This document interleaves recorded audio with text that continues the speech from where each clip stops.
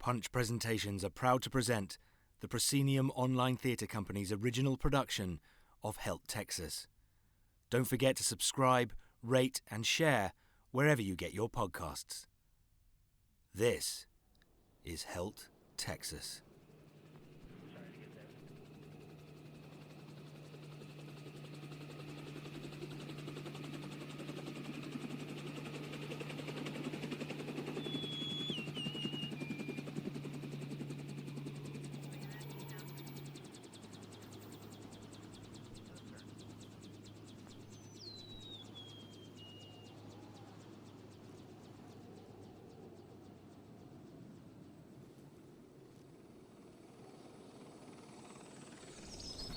Svalbard is northernmost in everything. If you traveled any more north, you'd eventually find yourself crossing the pole and heading south to Alaska. The high Arctic is a place of savage beauty. It casts a spell, it gets under your skin, and dangers are easily overlooked. If truth be told, this place wants you dead. Longyearbyen hasn't even been around 100 years. An old coal mining outpost at the edge of the world, only made hospitable by human ingenuity and grit.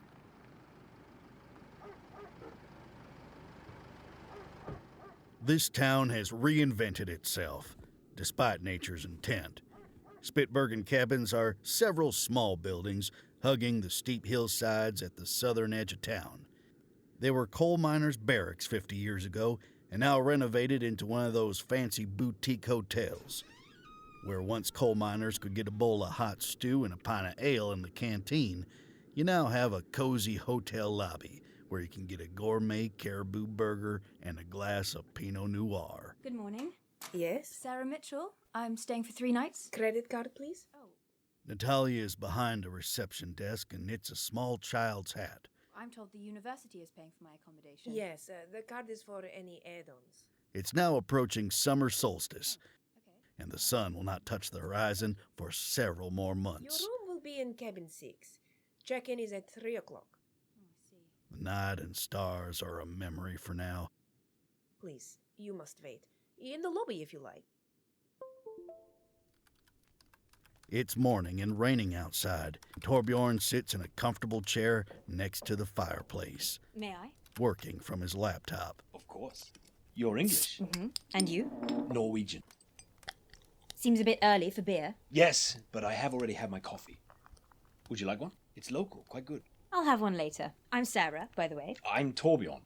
Are you visiting? Working on my dissertation. What's your research on? Changing weather patterns above the Arctic Circle. There's speculation that high-pressure systems are dragging warmer air over Greenland, contributing to extreme weather. My research is measuring atmospheric pressure over the Arctic Ocean. Doesn't the loss of sea ice also cause warming? The ice reflects the sun, yes. You're a scientist too. I was a geologist once. Sarah? Hold that thought. So excited to see you! You look great. Thanks. Who's this? This is Torbjørn. We just met. Arthur Cook. Sarah and I studied together at Texas A&M. Texas? That's funny. Why is that funny? Helt Texas. Totally Texas. Huh?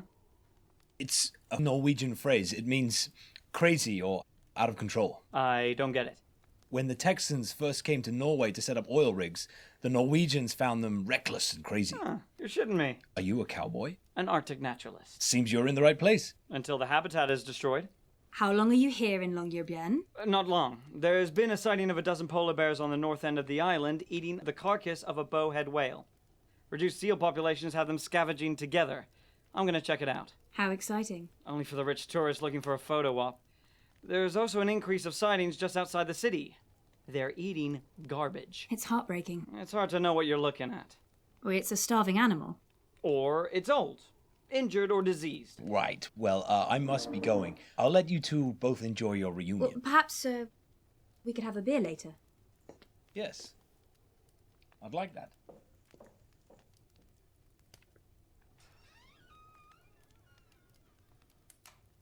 Bit old for you, don't you think?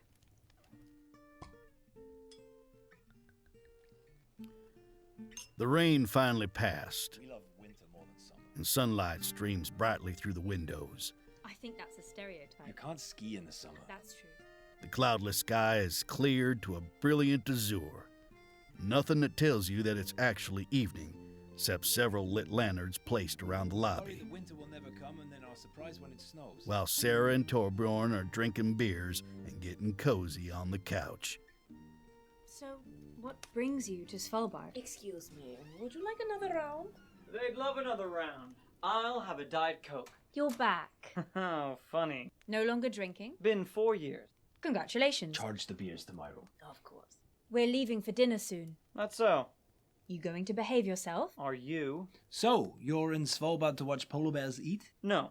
Weren't you working on a paper about their mating habits? Males battle for days and will rip each other apart for the chance to mate. Sounds sexy. Savage, actually. I was trying to film them. That's not so sexy. The BBC filmed it first, and my funding dried up. What are you working on now? Taking a census. It's part of a multi-year, multi-country study through the Journal of Animal Ecology. We're testing a new method of using aerial drones with infrared sensors. Polar bears are always moving, always in stealth mode, best counted from a distance. Why a census? Mark and recapture data is all over the place. Current polar bear populations are estimates. Which plays into the hands of the assholes. Fuckers poke holes in our work, but produce no hard science, no hard data. Is that not the duty of scientists to be skeptical? They're not scientists. They're paid lobbyists, propagandists who confuse and spread doubt on behalf of fossil fuel companies. Diet Coke? No plastic straws. I'm not walking into this. Excuse me. Everyone has strong feelings about climate change. It's now called global climate disruption. Global warming, climate change, climate chaos. It's hard to keep up. Should I explain the nomenclature? No, not really. Throughout geological history, climate has always changed, but disruption means that it is both unnatural and unwanted. You know it's only the Americans who think climate change is a hoax. Not all Americans, Bjorn. Everyone has an opinion on the matter, but not all opinions matter. Your president's opinion matters. Not to me. If we're talking about facts, some opinions must be excluded. That is called expertise, my friend. It's hard to identify a real expert when expertise is always being pulled down, and idiots can't tell the difference between facts and misinformation. Do you see the guy at the bar with the shotgun? It's a rifle, actually. That's Alexei, Natalia's husband. What's up with the rifle? You need one when you leave the city. It's the law. Longyearbyen is like the Wild West. Careful. Polar bears? Are never your friend. Alexei works in the coal mine in Barentsburg. Coal is used for electricity here. The decision for renewable energy will have to be made soon. Well, that's encouraging. There's little coal left in the mine. It's a dying business. The Russian government basically pays people to live here. They're counting on good jobs in the future. Tourism, shipping. Oil. They're waiting for the ice to melt. It's like the gold rush and everyone's staking a claim. And it's not just the Russians, it's every country in the Arctic. Canada, Denmark, Norway. I think we should leave now. Why? The fun is just getting started. We have a reservation. Where are you going for dinner? Restaurant Peary. New Nordic cuisine. Reindeer, king crab. They have a wonderful whale carpaccio. You are not eating whale. We're not. Calm down. Let's go, Torbjørn. Whale meat is delicious. You know they're endangered, right? Not all whales. Minkies are plentiful and carefully managed. That does not matter. I grew up eating whale meat. It's a tradition in Norway. There are other shitty traditions too, like slavery or burqas or circumcision. Oh my god, really? What about the Inuit? What about them? Torbjørn, let's go. Can they eat whale meat? Inuit are different. Why is that? They're indigenous. Norwegians are not indigenous to Norway? Hunting whale is part of their cultural identity. Norway has been whaling since the Vikings. It's because you're European. Oh, I see. Because I'm white, I should know better. Fuck you. Let's go, Torbjørn. Excuse, will you be checking in the hotel? No. But I'd like to wait here for a while if I can. Of course. May I offer some advice? Sure. You try too hard. In summer, Longyearbyen is lively with tourists looking for adventure. Cruise ships full of sightseers flood the souvenir shops for a couple of hours before sailing off again. It's the sort of place you pass through, rather than settle down. People tend to come and then go. I remember I met this scientist once. Too smart for his own good, but friendly enough. He told me there's nearly 50 species of whales. Imagine that. He said the northern Atlantic right whale is the most endangered, with less than 500 in existence. He told me the greatest threats to whales is not hunting, they're more likely stuck by a passing cargo ship than by a harpoon. Other threats are ocean noise, plastic, entanglement in fishing gear, and our warming planet.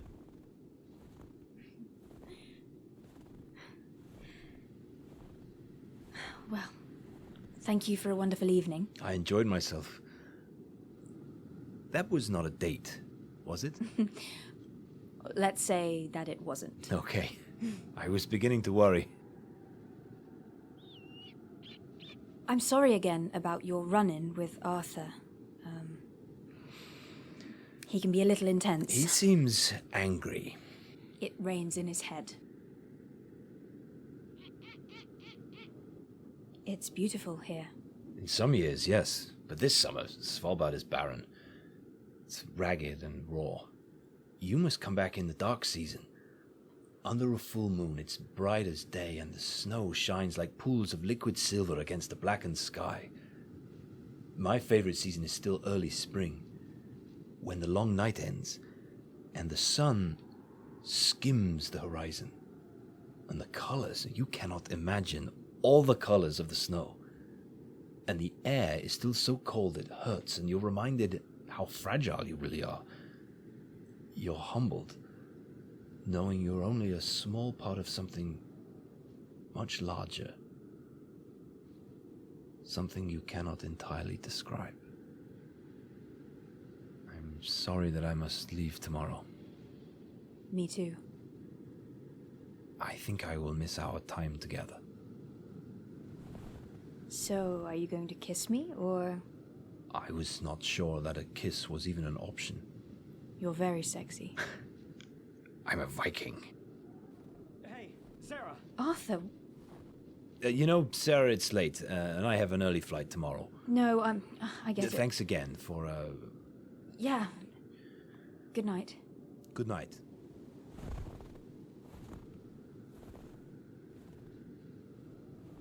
I wanted to talk to you alone.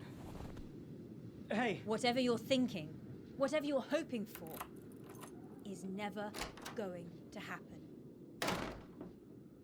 Typical of the high Arctic, things can change dramatically, often for the worst. Are you going to kiss me? Yes. Why is that funny? What brings you to Svalbard? Something you cannot entirely describe. It's beautiful.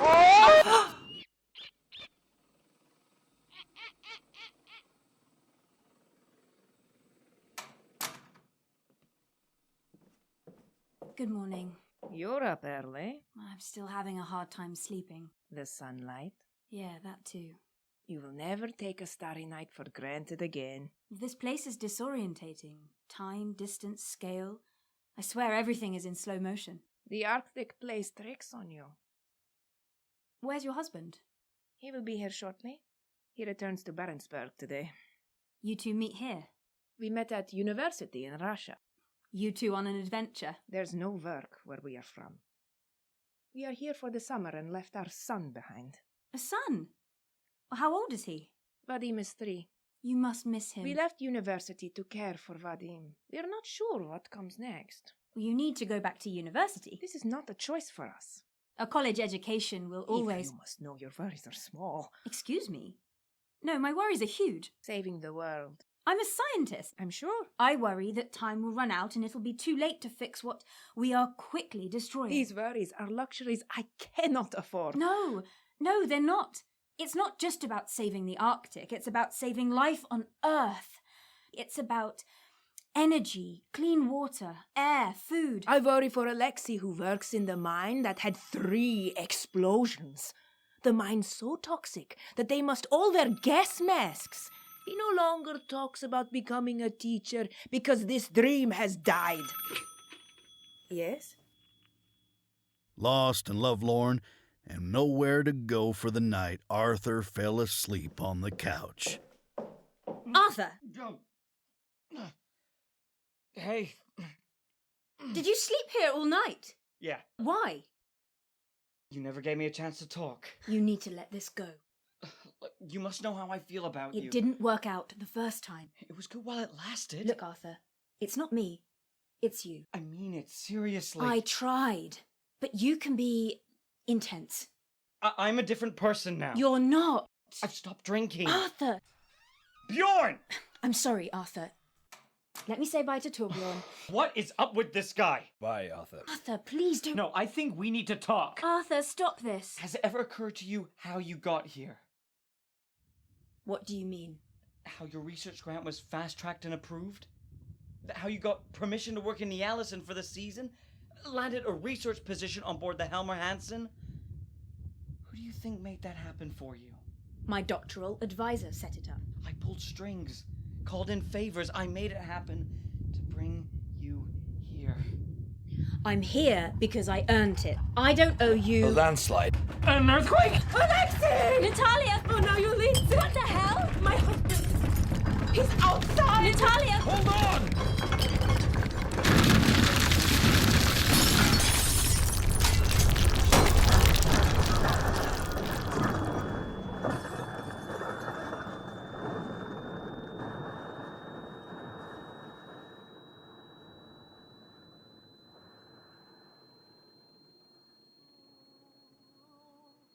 Many people may lie trapped beneath tons of snow after an avalanche. Search is still underway for other possible victims. The hotel hit by Wednesday night's avalanche. On camera, the snow rushing down the slopes, creating an avalanche. Mountain rescue teams flying in from neighbouring regions were quick to respond to the avalanche, fearing several had been killed. Presumed dead after vanishing in an avalanche was an American.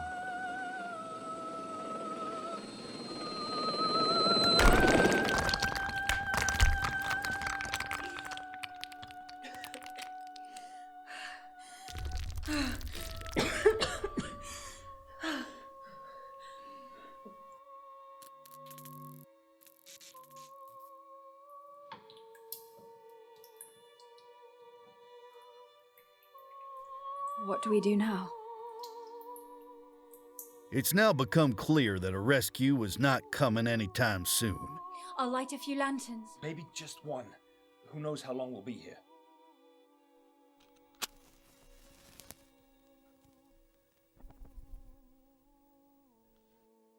Natalia, what happened to Alexei? He left for cigarette just before landslide.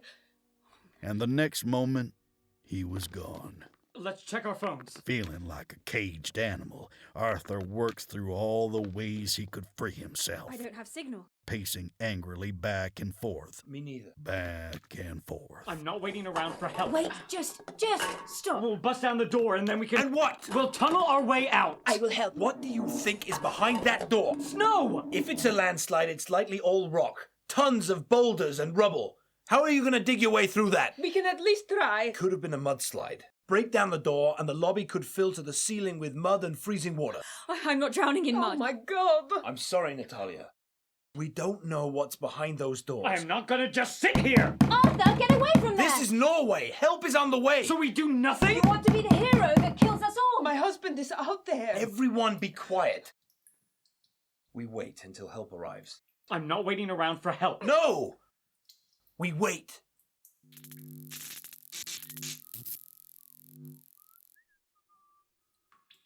Seems we go about our everyday lives and forget everything can turn on a dime.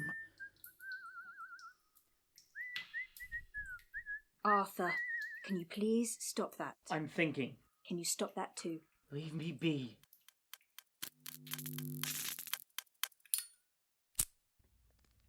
What are you doing? I'm enjoying my cigarette. But you're smoking inside.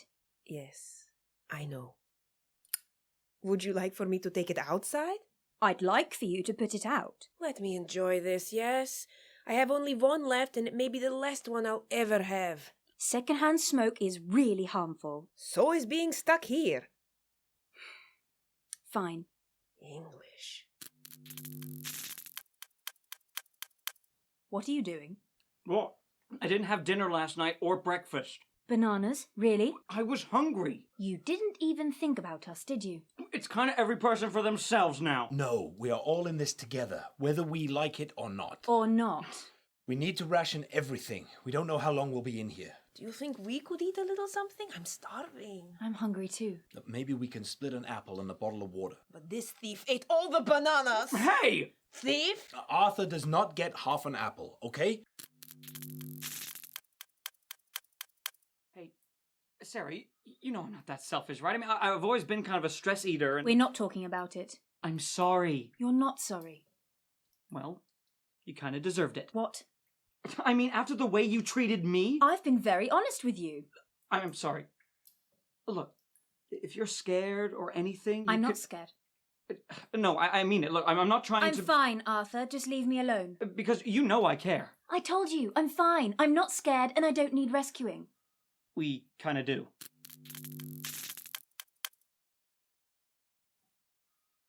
It's been hours now. They will come for us. I need to get out of here. I have to get to Ny-Ålesund and start my research. They will understand. I'm sure my company has also pieced it together. You never told me. Where were you going again? I was helicoptering out to my company's research vessel. For what? We're exploring some possible sites. Wait. Who do you work for? Noroil. An oil company. An energy company. An oil company. Why didn't you tell me this? You never asked.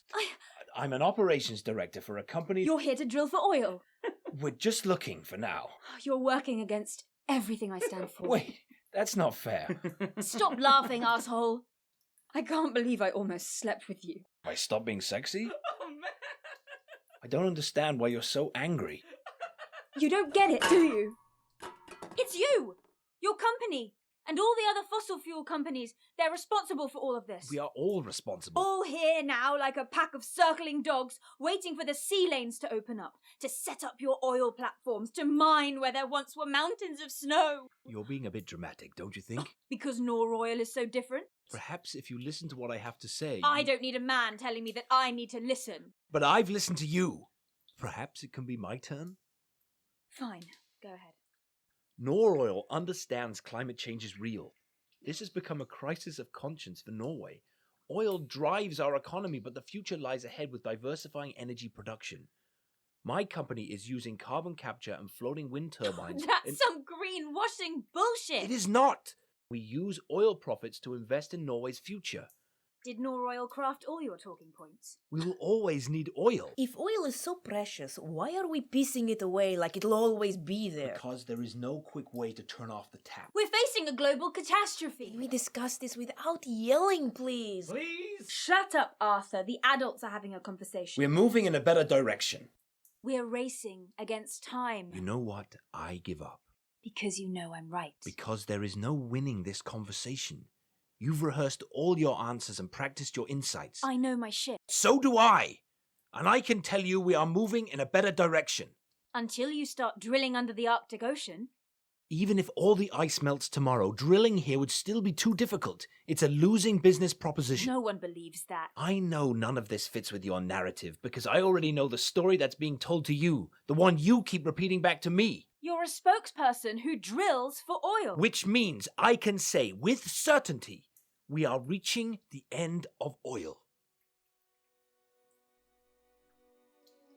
It's the waiting, and the wondering, and the worrying.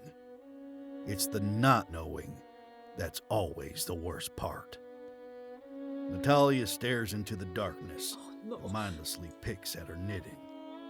She pulls a yarn for a time, and the small hat begins to slowly unravel. No. She grabs her knitting needles, but her hands are numb, and she can't manage. She accidentally pulls the child's hat apart. It seems this messy yarn is all she has left of the gift for her son. Some things undone are not easily put back together.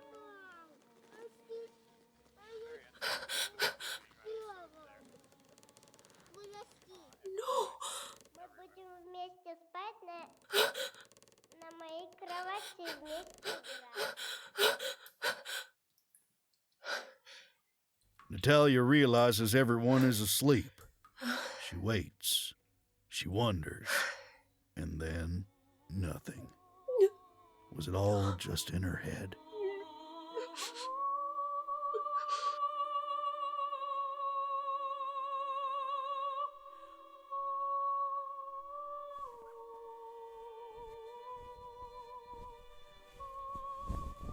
I just have to ask. Why did you eat the bananas? Why did you eat the whale carpaccio? No, I'm serious. And I'm serious. This is my life's work, protecting the wildlife in the Arctic. But the Arctic is not a natural history museum or a zoo. I just wonder, why are you here? What do you really bring to the Arctic? Mining and drilling continues to devastate fragile ecosystems and indigenous people's way of life. Which way of life? Your fantasy about the noble Eskimo chewing blubber in their igloos. You racist fuck. Because that way of life is over. The Inuit are still under the colonial thumb. The Inuit have a right to self-rule, but they choose not to because they are restricted from their natural wealth. It's people like you that care so much that you condemn these people to poverty. The Arctic has rare earth materials, perhaps 50%. Greenland has the world's largest uranium deposits. Imagine how this could lift a country of less than 60,000 people living in near poverty. The Inuit want to prosper from their natural wealth. They want to build a good standard of living, to join the rest of the world. Oil companies told the same fucking story to the tribes in the Niger Delta. Everyone was going to get rich. Everyone was going to prosper, right? These companies brought in foreign workers, drained away their oil, and exploited the minority ethnic groups. Now it is a fucking mess there, with crippling poverty and armed insurgencies. They were better left alone. Tell me, is that what you want for the Arctic? Sometimes these things don't go as planned. Is that all you can fucking say? Arthur! My company does not operate in Nigeria. You feel no responsibility for any of it. Do you? You want your comfortable life with your laptops and your smartphones and your fancy drones. I'm doing my part to save the planet! How? By avoiding plastic straws? By counting polar bears? Industry will solve climate change, not governments. We need zero-waste solutions. A circular economy, not academics that write papers. It's about building electric cars, better batteries, better building construction. Just so you know, none of us are going back into the bush. You ruin and you destroy what was beautiful, and you leave nothing for the rest of us! You convince yourself of this, yet you still consume unbelievable amounts. Shut the fuck up! Arthur, calm down! Shut up, Sarah! Arthur, tell me, please. Why this guy? Arthur, put down the rifle. I was here, waiting for you! Arthur! You're everything I hate in this world!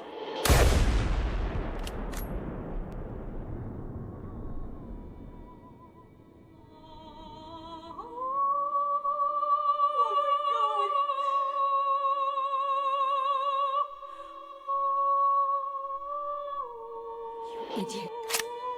Holy shit. Get down! I shot someone. Sarah! I don't even know what I was doing. I was so angry and scared. And everything's so confusing. We're all trapped here, and it keeps getting colder and colder, and nowhere it's coming from. Torbjørn! You idiot. I was going to shoot. You were aiming it at him! You idiot! My leg. I'm bleeding here. I can apply a tourniquet. Torbjørn, I'm sorry. I'm so sorry. Just go away, Arthur.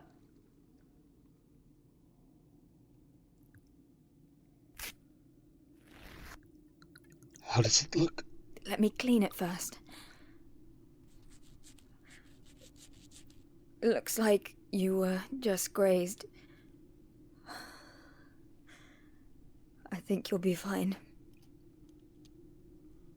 Fuck. Arthur. It was an accident. You know this. Are you ready for me to tighten this?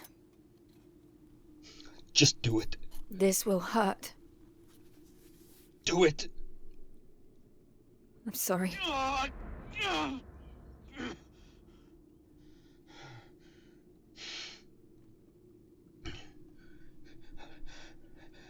I'm fine.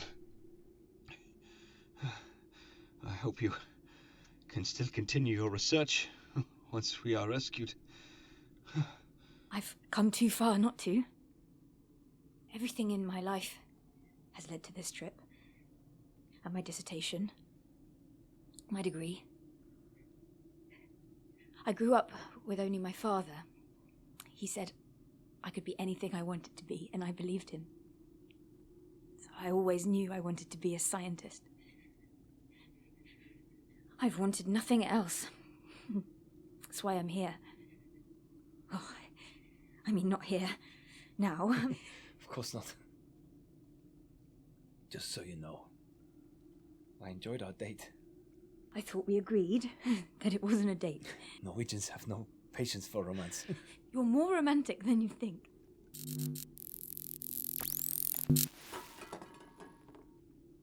Some chocolate? Please. Thanks for being kind to me. I'm not sure if I really deserve it. We all deserve kindness. And love. You will find yours in time. I hope so. No one earns love. That's a hard lesson to learn. Although it is easy to love Alexei. Alexei would have been the first in his family to receive a university degree. This was the plan, at least. Until I became pregnant and we eloped. Alexei's parents blamed me when he left university. He walked away from a full scholarship. This is embarrassing to say, but I look at Sarah, I see my own failures. To feel envy. Everything must come easy for her. Sarah's a scientist. She works much harder than she has to. I suppose. Appearances can be deceiving.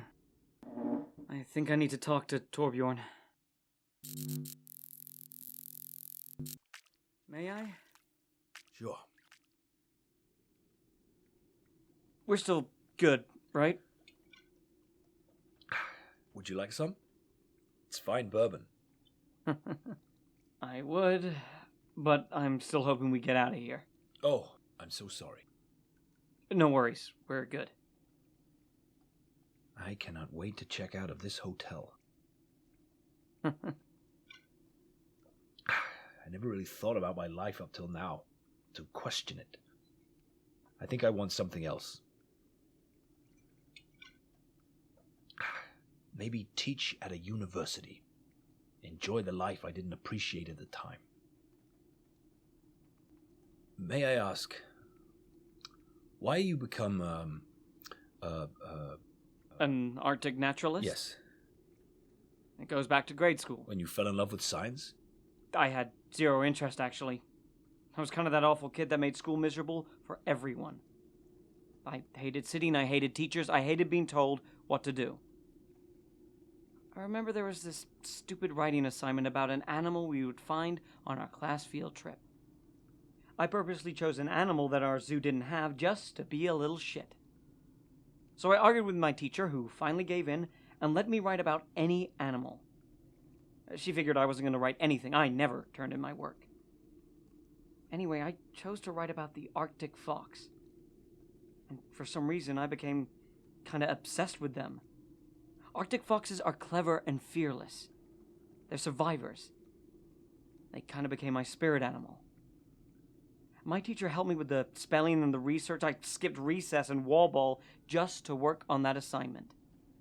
I was so proud of that paper, which turned out to be 4 pages long, which is kind of a big deal for a 3rd grader. Miss Wilson even let me read it to the whole class, and everyone was like, "Whoa, Arthur's not so stupid after all." This sounds ridiculous now, but talking about Arctic foxes made me special. It helped me find a way to connect. No one laughed when I said I was going to be a scientist in the Arctic. I don't want to die here. Me either. I'm frightened too.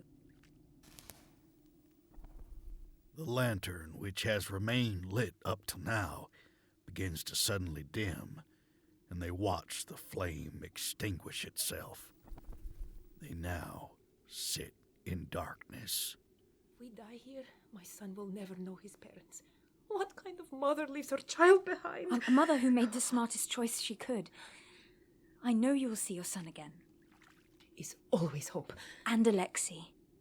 Yes, hope remains. Alexei will be found, and he'll be fine, and you'll both be together with your son.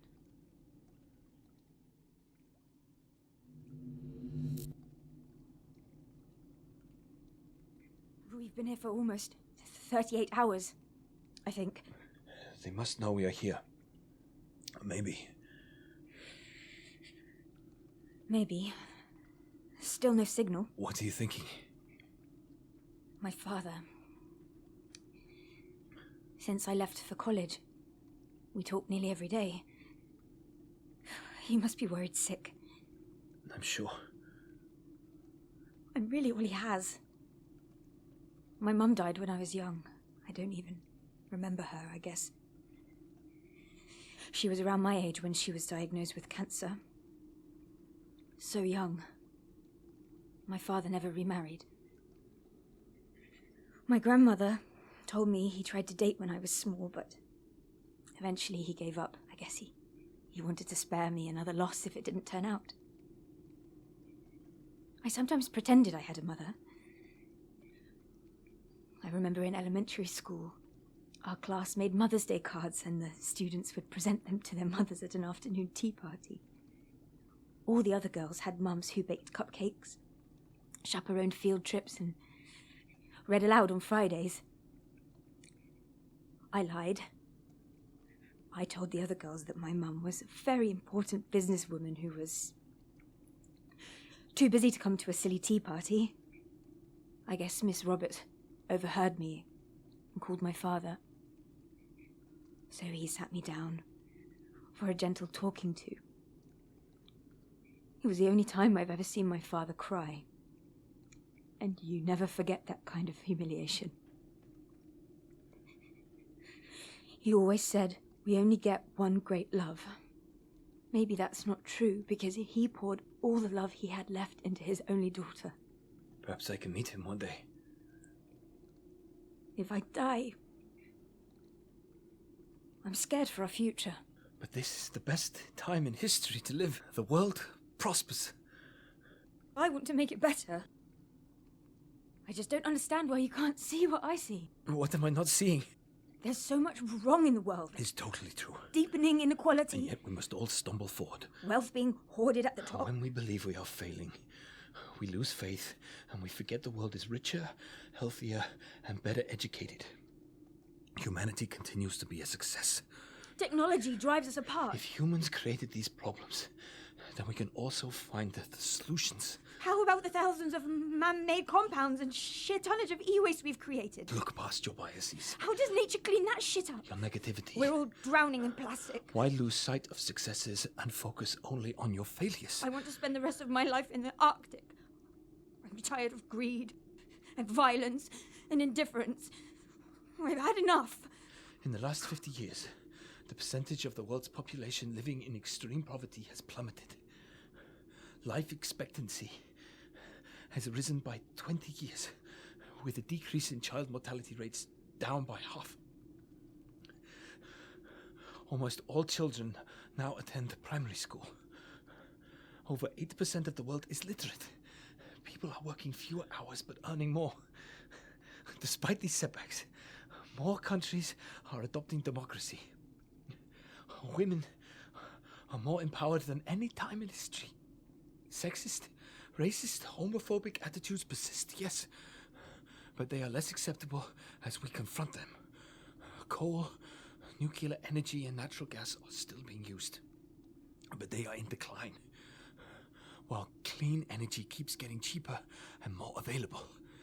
The world is getting better every day. These are all facts. Knowable, measurable, quantifiable. You must believe, because it is the right thing to do.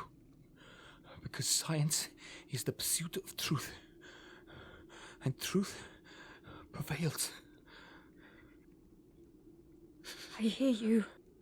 And I hear you.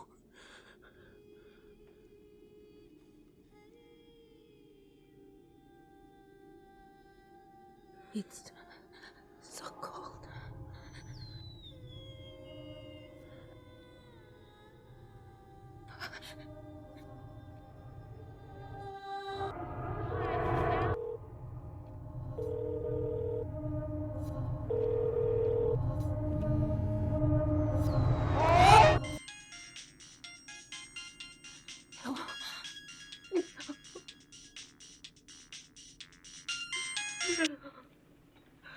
Hello?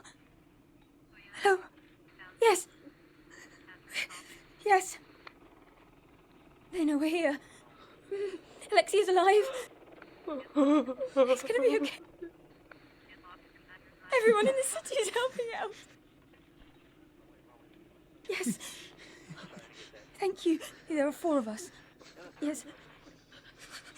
Only one of us is hurt. No. We're freezing, though. It's really cold. Yes. Thank you.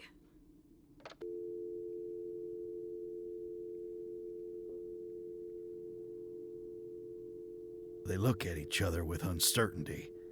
Perhaps they'll be saved in time, perhaps they won't. To be honest, I'm not sure how this story is going to end. Either way, I do know the world just keeps spinning.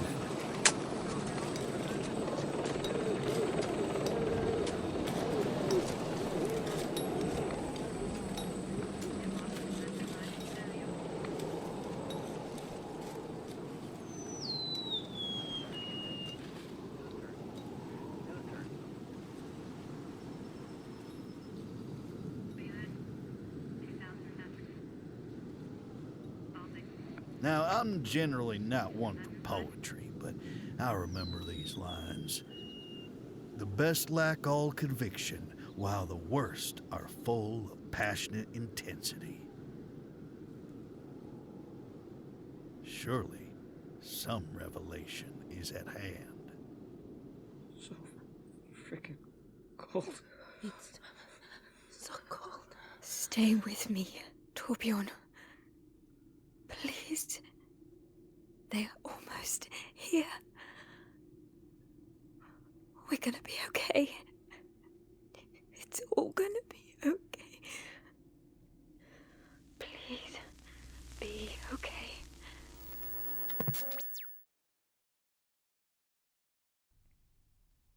Helt Texas was an original production from the Proscenium Online Theatre Company, sponsored by Punch Presentations. Don't forget to subscribe, rate, and share wherever you get your podcasts.